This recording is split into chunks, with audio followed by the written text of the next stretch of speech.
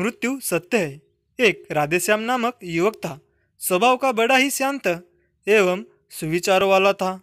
उसका छोटा सा परिवार था जिसमें उसके माता पिता, पत्नी एवं 2 बच्चे थे। सभी से वो बेहद प्यार करता था। इसके अलावा वो कृष्ण भक्त था और सभी पर दया भाव करता था। जरूरतमंद की सेवा करता था, किसी को दुख नहीं देता था। उसके इन्हीं गुणों के कारण श्री कृष्ण उससे बहुत प्रसन्न थे और सदैव उसके साथ रहते थे। और राधेश्याम अपने कृष्ण को देख भी सकता था और बातें भी करता था। इसके बावजूद उसने कभी ईश्वर से कुछ नहीं मांगा। वह बहुत खुश रहता था क्योंकि ईश्वर हमेशा उसके साथ रहते थे, उसे मार्गदर्शन देते थे। राधेश्याम भी कृष्ण को अपने मित्र की तरह ही पुकारता था और उसने अपने विचारों को बांटता था। एक दिन राधेश्याम के पिता की तबीयत अचानक खराब हो गई। उन्हें अस्पताल में भर्ती किया गया। उसने सभी डॉक्टर के हाथ जोड़े, अपने पिता को बचाने की मिन्नती की, लेकिन सभी ने उससे कहा कि वो ज़्यादा उम्मीद नहीं दे सकते और सभी ने उसे भगवान पर भरोसा रखने को कहा। तभी राधेश्याम को कृष्ण का ख्याल आया और उसने अपने कृष्ण को पुकारा। कृष्ण दौड़े चले आए। राधेश्याम ने कहा, मित्र, तुम तो भगवान हो, मेरे पिता को बचा लो। कृष्ण ने कहा, मित्र, ये मेरे हाथों में नहीं है। अगर मृत्यु का समय होगा तो होना तय है। इस पर राधेश्याम नाराज हो गया और कृष्ण से झगड़ने लगा। गुस्से में उन्हें कोसने लगा। भगवान ने भी उसे बहुत समझाया पर उसने एक ना सुनी।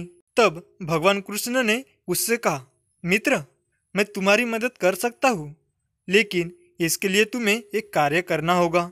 राधेश्याम ने तुरंत पूछा, कैसा कार्य?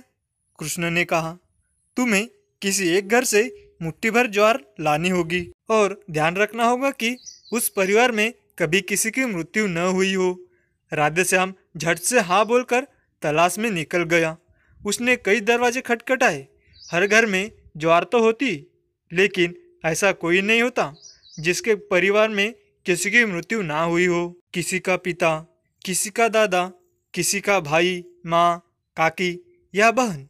2 दिन तक भटकने के बाद भी राधेश्याम को ऐसा एक भी घर नहीं मिला।